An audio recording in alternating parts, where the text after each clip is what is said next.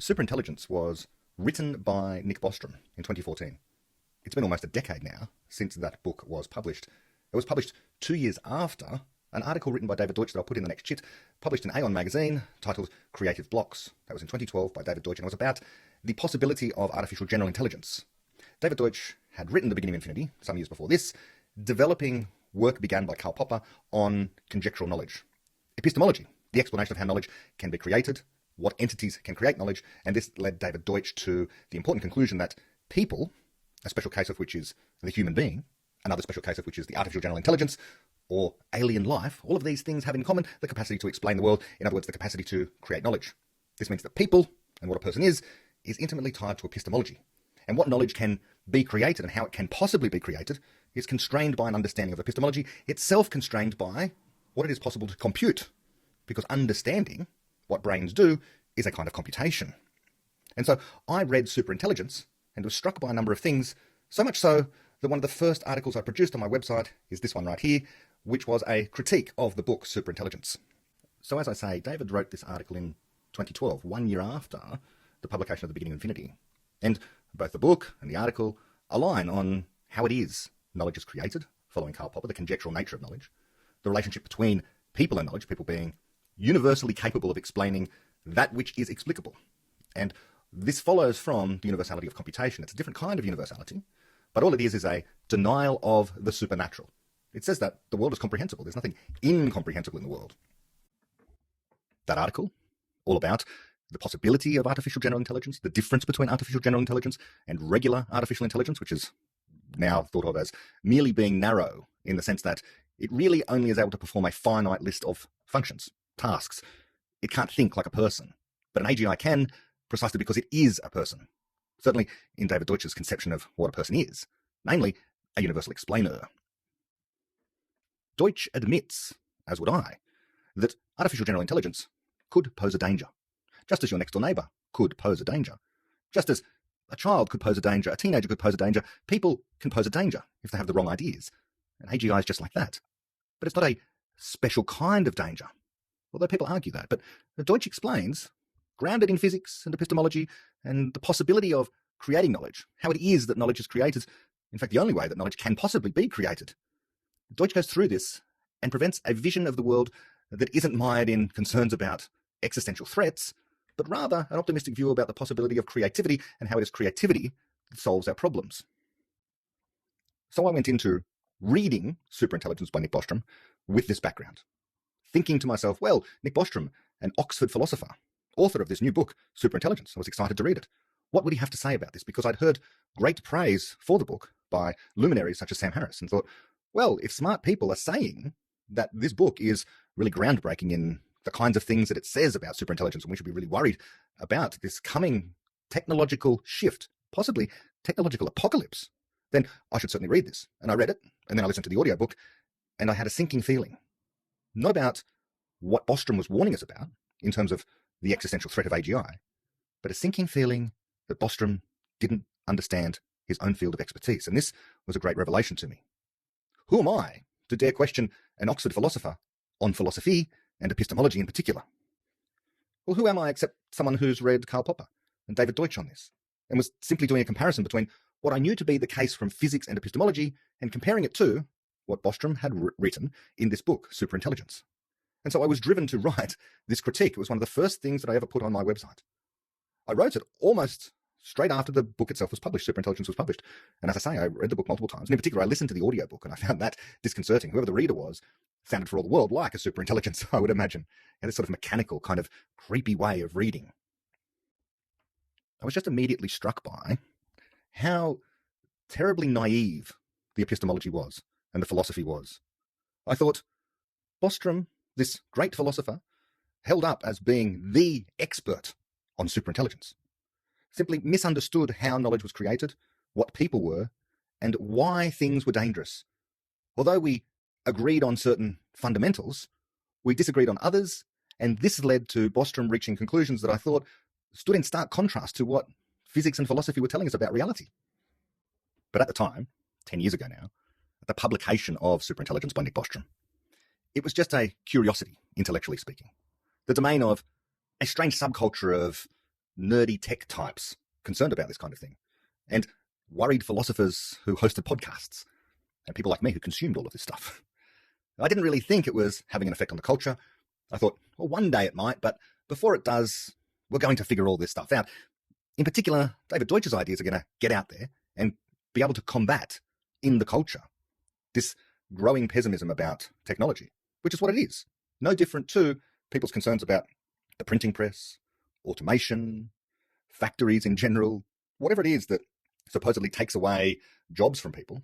But of course, we know that every time 10 jobs are taken away by automation, 50 more are created in order to produce the thing that does the automation in the first place, to come up with creative new ideas, taking people away from the drudgery of the work that the robots now do, or the factory does, and giving them jobs in creative industries, programming and writing and all that sort of stuff. So it seemed obvious, to me at least, that the lesson would be learned quickly, simply by observing the world. This, of course, is an empiricist mistake. People are not persuaded by just looking at reality. Instead, they are persuaded by ideas and explanations.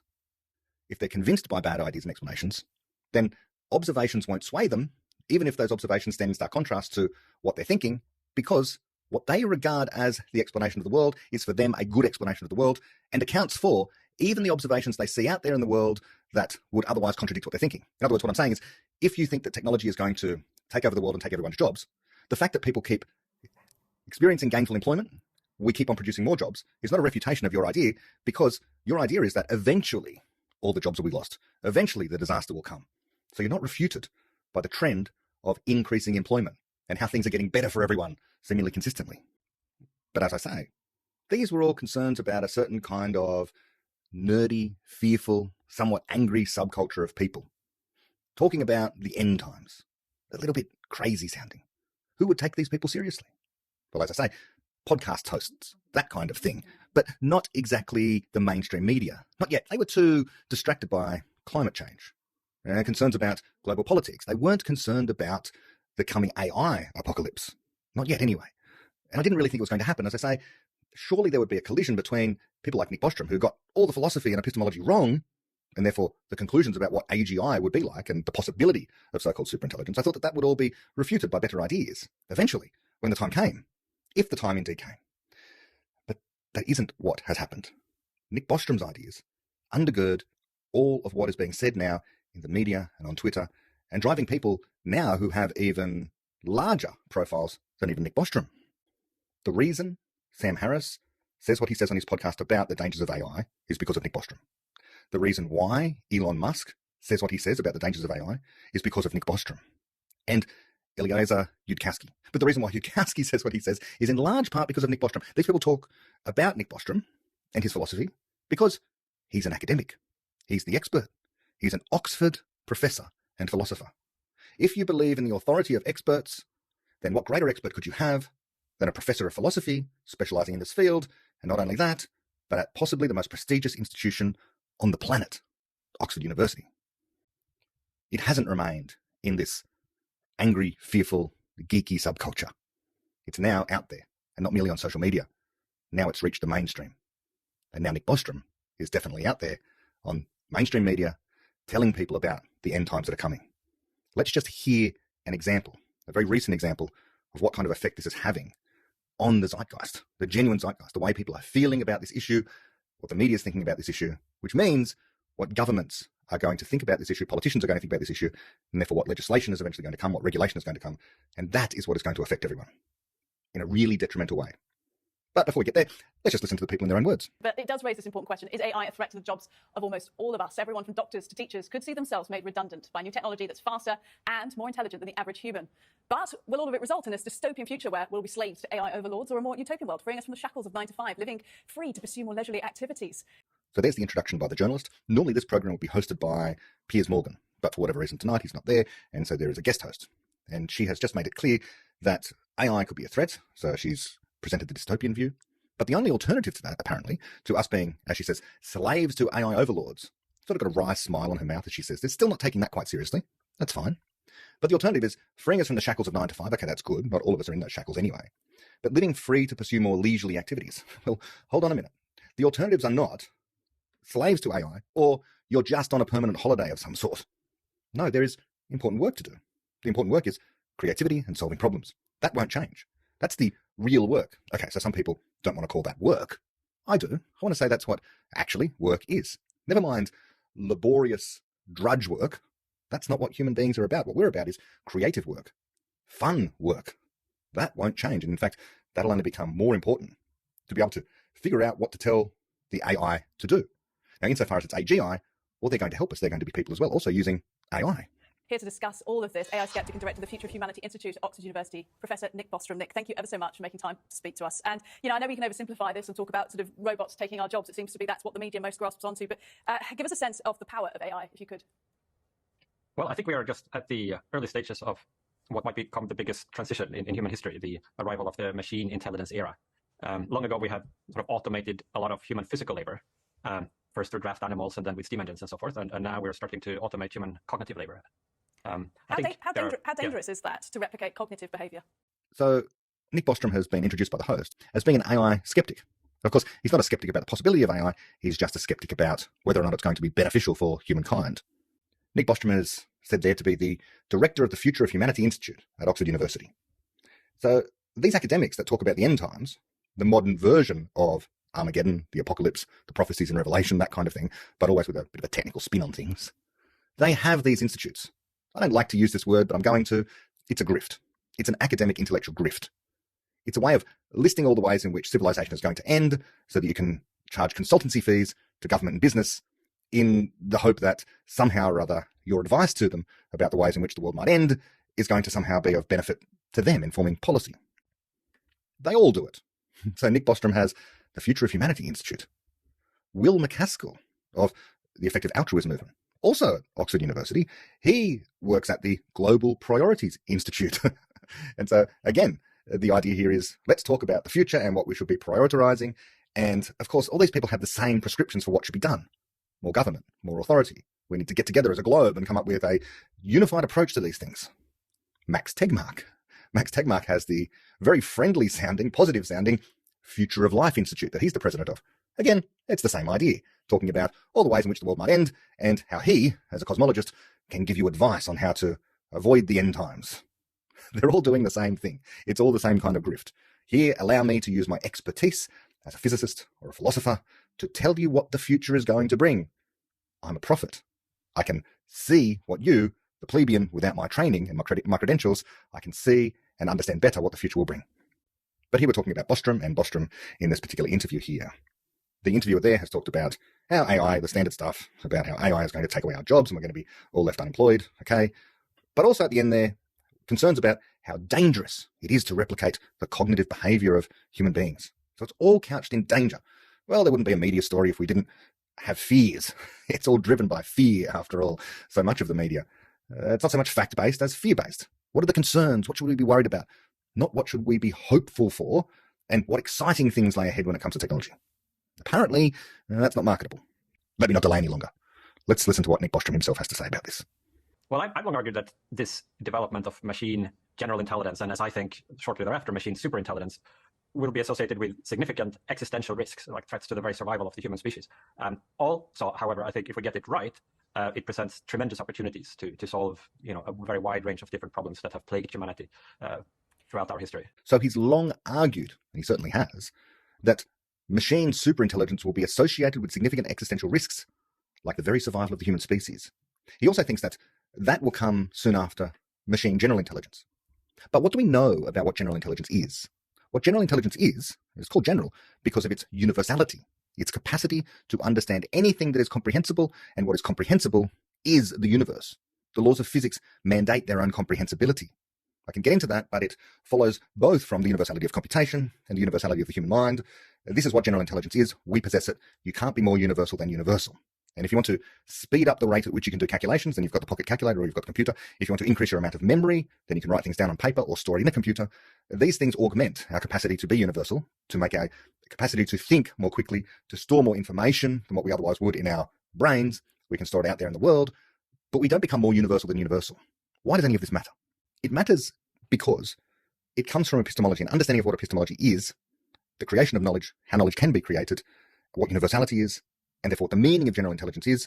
And if you understand that, which follows from physics and epistemology, then you know there can be no such thing as so-called superintelligence.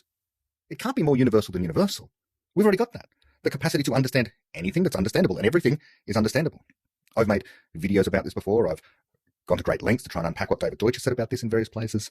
The simple fact is that we are already at the peak of intelligence. I know people deny this, but they deny this just from an argument from incredulity. They can't believe how it could be otherwise. But if you understand the relevant physics and the relevant epistemology, you understand there can be nothing more than universal. That's what universal means. Everything in the repertoire that could be understood can be understood by us in principle. What people think about superintelligence is that it's something more than this. In other words, it's an appeal not to superintelligence, but to the supernatural, something that flies free of the laws of physics. But as rational people grounded in realism, we should reject this. Nick Bostrom is not doing this. His idea of superintelligence is based in the supernatural. His idea of superintelligence is based upon a false epistemology, a long refuted epistemology, the modern incantation of which is Bayesian epistemology. It's all wrong. It was refuted by Popper. It's been refuted again by Deutsch. I've explained these refutations in various places, but people are still committed to this supernatural idea of intelligence. As if, although you wouldn't believe in God because that's ridiculous, that's supernatural, but you will believe in the God made out of silicon chips, the superintelligence there. And that, because it's basically got all the qualities of God, except that it's evil, it's a threat to the very survival of the human species, as he says there. But let's add to all of this the very fact that Bostrom, like Tegmark, like McCaskill, like everyone engaged in this kind of concern about the future and is very willing to get on TV as quickly as possible to tell us about the future, they can't help but engage in prophecy. Even when he's trying to present a positive picture, which is just sort of a throwaway line, his central message is, of course, the threat to the very survival of the human species, which is a prophecy about the future, uncoupled from science. Even when he says, quote, "I think if we get it right, it presents tremendous opportunities to solve a wide range of different problems that have plagued humanity throughout history," end quote. Yes, that's also a claim about the future, so we can't help but make this claim about the future, that AI is going to solve a very wide range of problems, but that's only because we are actually the thing that is solving it. It's just another tool. Science itself is the thing that presents opportunities to solve a very wide range of different problems. Computers present the opportunity to solve a very wide range of different problems. Most important of all, human beings do this. AI is just another tool. That's all it is. And we can use tools for creating or for destroying. That's up to us, but not the AI itself. It doesn't make decisions and choices. Insofar as it can make genuine choices, insofar as it can construct knowledge of its own, that makes it not a silicon system that performs tasks that we should be afraid of, but rather another person we can collaborate with. And this is what Bostrom doesn't understand. And he doesn't explain that here because he doesn't understand it. He's fixated on telling the world about the dangers. And why? Let me be clear. I think it is largely because there is money in this. Telling people about the dangers means they're going to turn to you for solutions even if you don't have any. And therein lies the grift, the consultancy fees, the demand to appear especially on newscasts.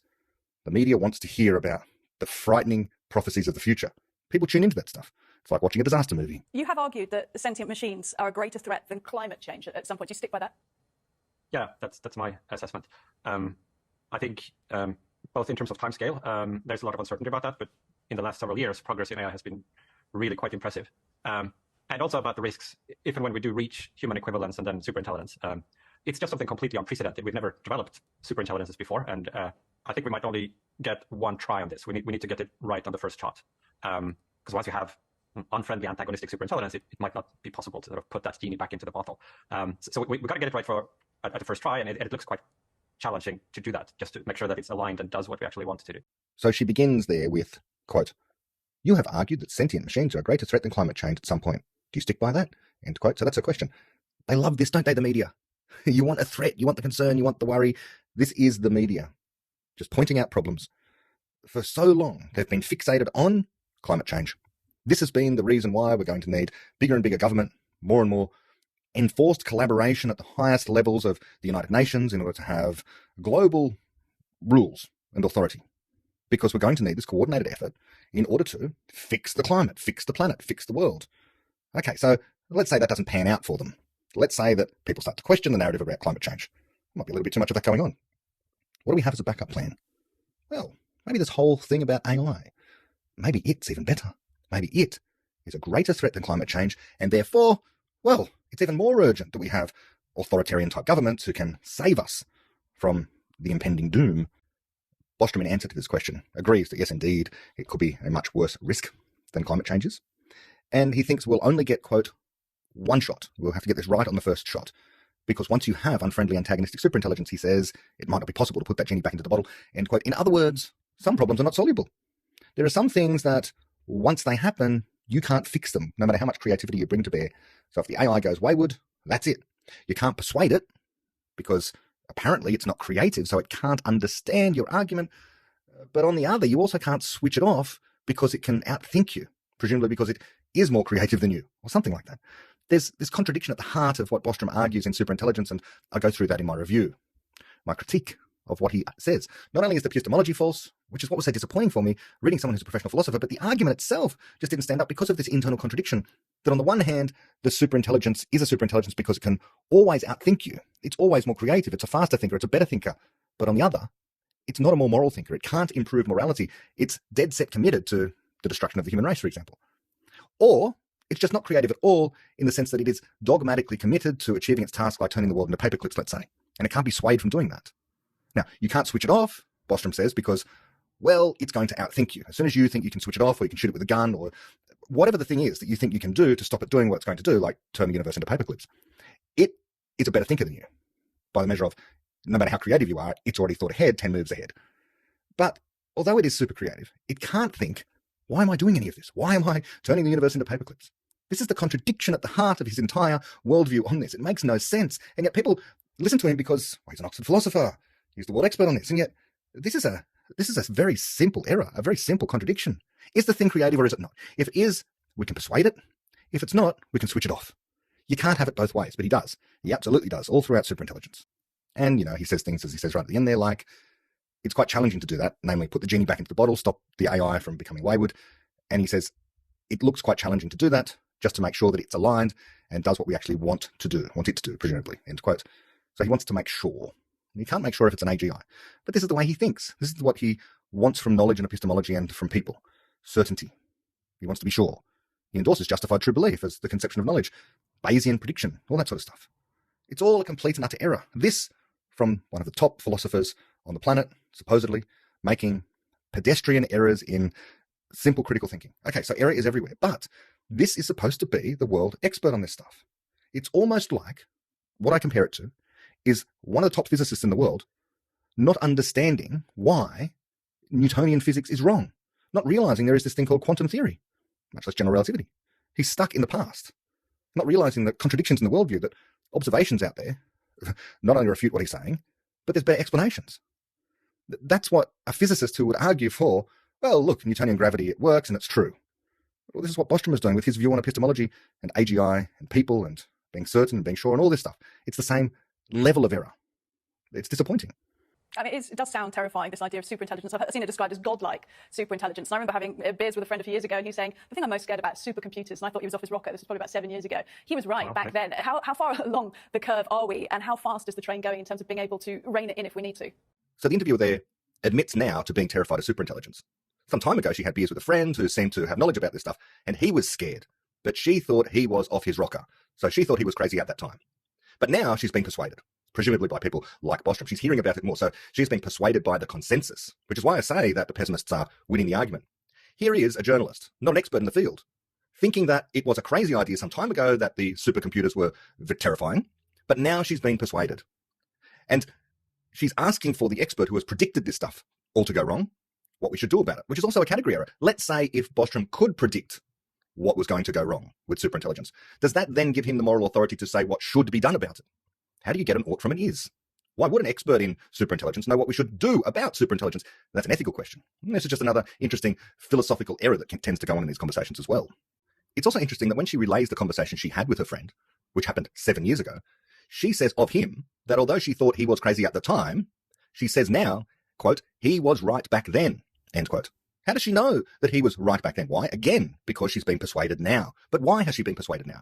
Because so many experts, so-called experts, are converging on this idea that superintelligence is terrifying. And the news absolutely loves it. They love a terrifying story. People tune in to listen to tales of the apocalypse. But it's becoming more and more serious. They're taking it very seriously. But should we take it that seriously that it's all going to go off the rails? Perhaps. But is this also terrifying to children? Is this terrifying in the same way that climate change has been twisted and contorted into this existential threat? I think so. And this is why I think that, again, the media is just like a dog with a bone. They pick one side of the argument, present that side of the argument, that becomes culture, that dictates policy. The trend is going really fast. I mean, everybody has seen these recent large language models with ChatGPT. For it seems like almost every other day there's like a big new release. The image generation models, like everything you see in this picture is artificial, right? The virtual backdrop actually generated by one of these DALL-E 2 image generation models. I'm not even sure whether I'm real or artificial. And it looks like these current algorithms generalize very well and scale. So you pour in more compute, you pour in more data, and they just seem to reach high levels of performance with, as yet, no clear end in sight. So Bostrom begins there by speaking about how the trend is going really fast, and on all of those facts we can absolutely agree. At the end, though, he says, so you pour in more compute, you pour in more data, and they just seem to reach high levels of performance with as yet no clear end in sight. Now, on the one hand, of course, he's true. In the trivial sense, he's true. These systems will keep getting better and better and better. ChatGPT will become more and more knowledgeable, if you like, about the entire corpus of human knowledge. Everything we know will be placed within its library for it to access for us. But it won't be thinking about it itself. It won't be creating new stuff to add to the library. When it does that, of course, then it will be a general intelligence. So there is a limit to these particular things. After all, they're following instructions. They're unlimited in some ways, but limited in other ways. The clear end is the capacity to generate explanatory knowledge, the capacity to disobey, the capacity not to perform the task that it has been programmed to do, which includes, for example, having conversations with people. Next clip is a little over a minute. And this one has Bostrom telling you, or providing you an insight into his theories of economics.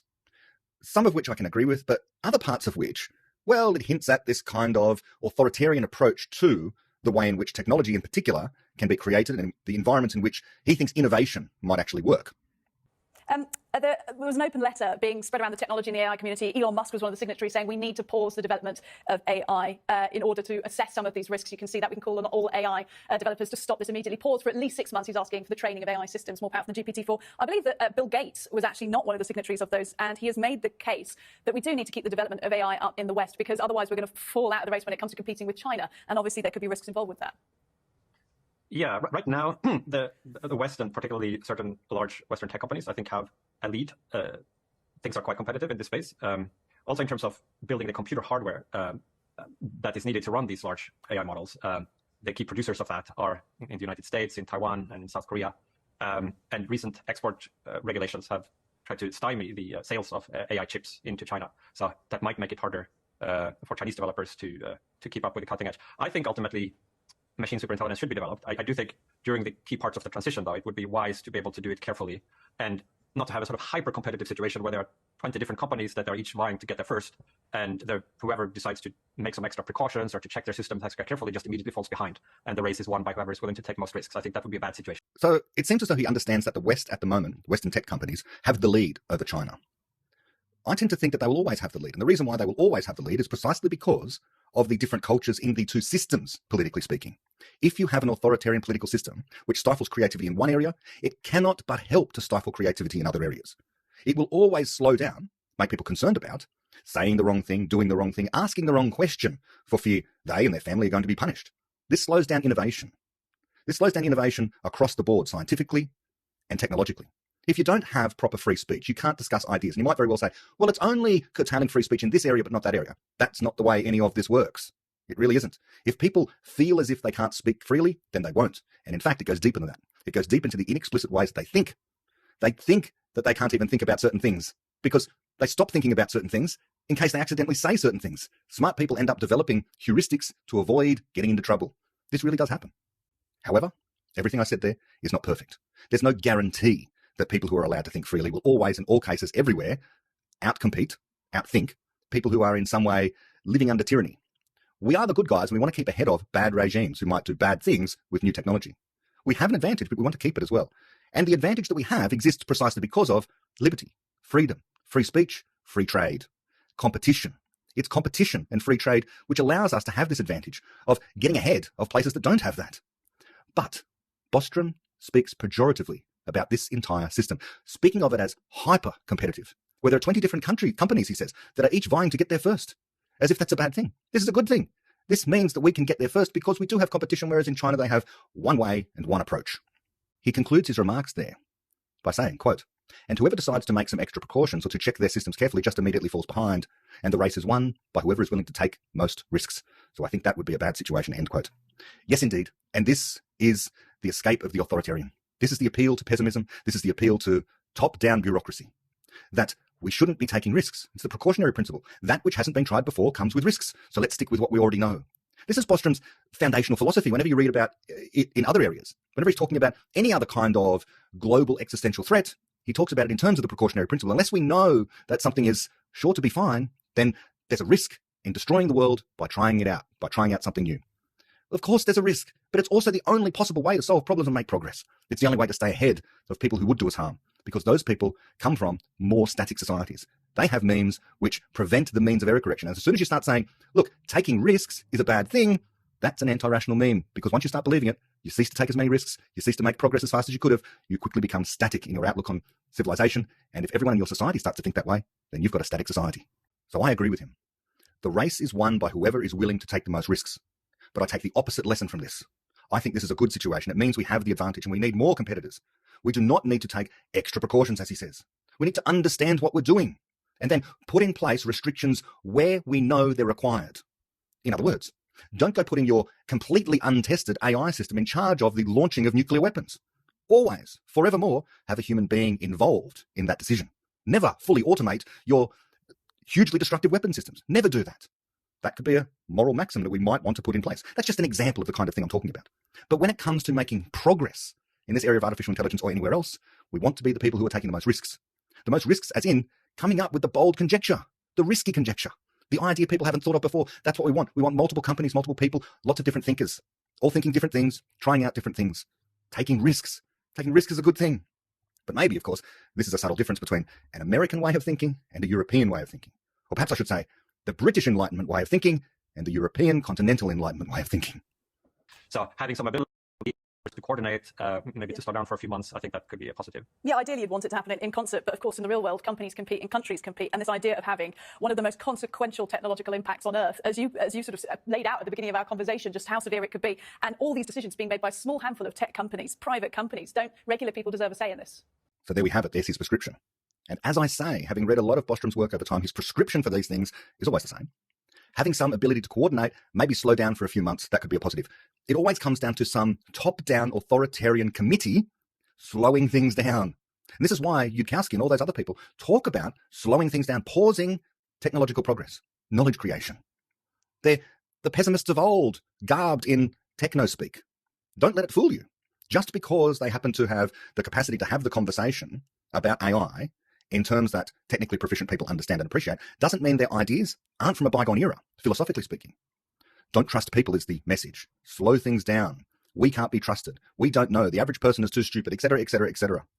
This whole idea of maybe slowing down for a few months, that could be a positive.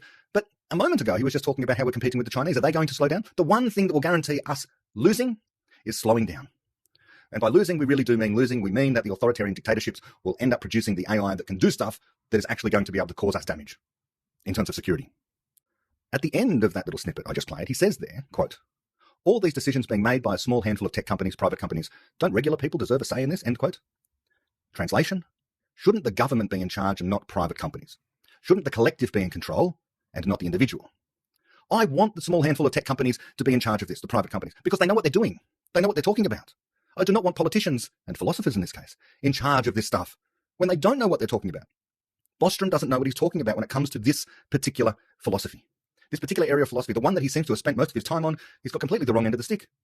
And if he hasn't, then he's completely ignoring the other side of the argument, which I'm happy to say people on our side of the argument are not doing. We are taking the time to try and understand what the prevailing view is. And my goodness, isn't it prevailing? Here he is.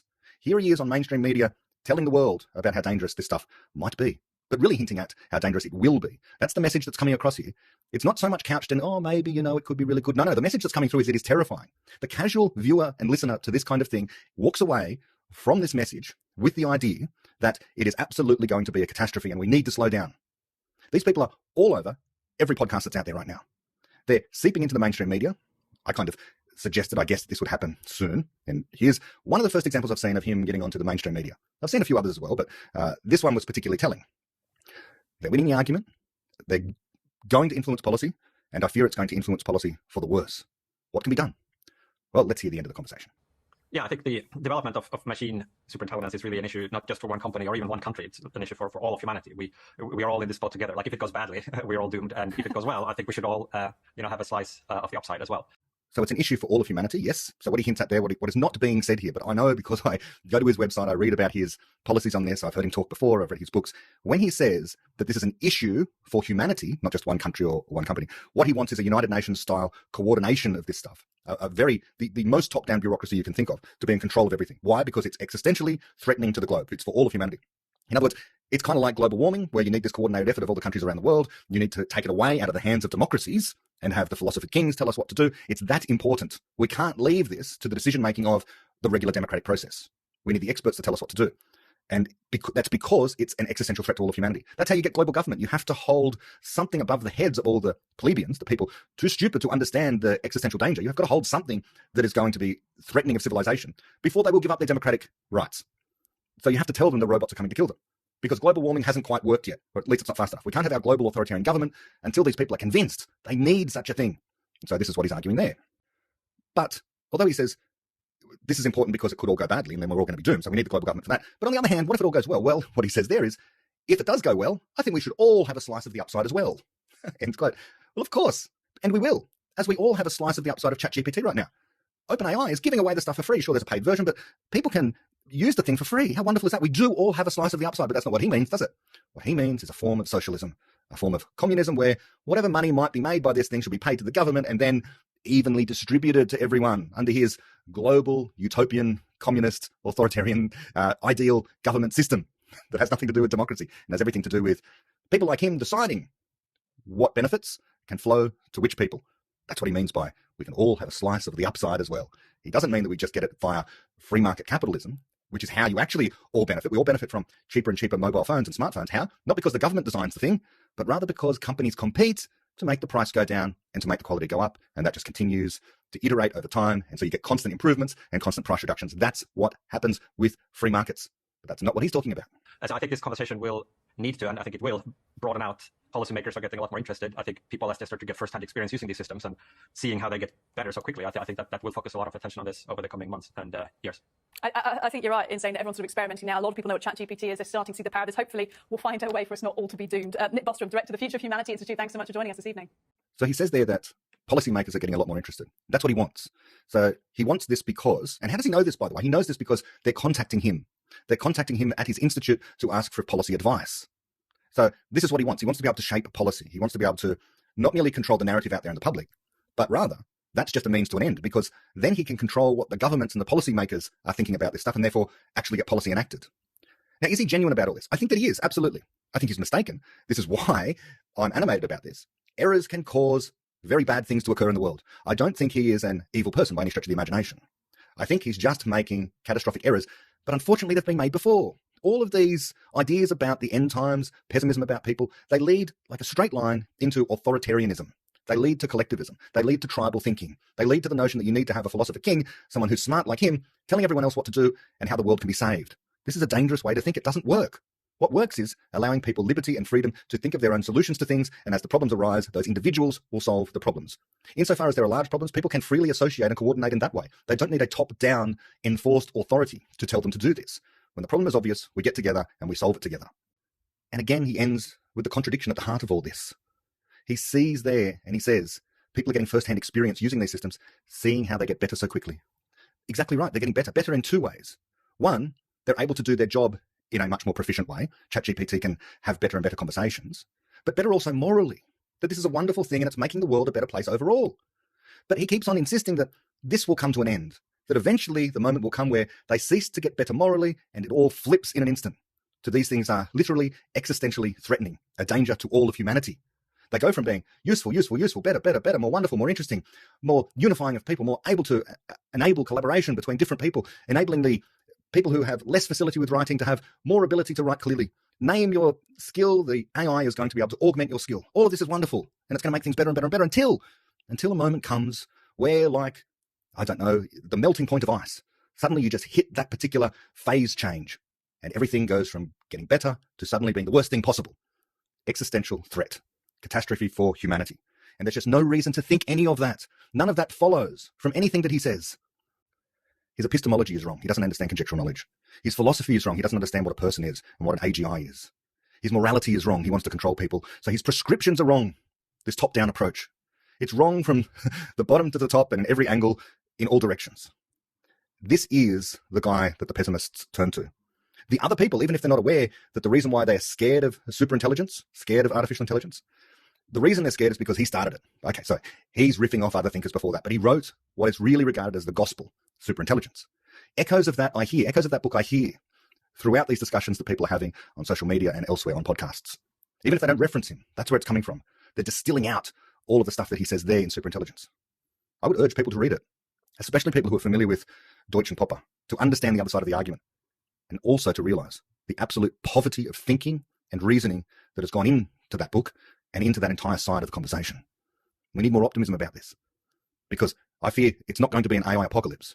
It's going to be an authoritarian apocalypse if these people get their way.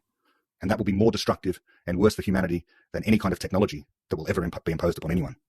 The political prescriptions always and everywhere have been worse for humanity than anything technology and the innovators have brought.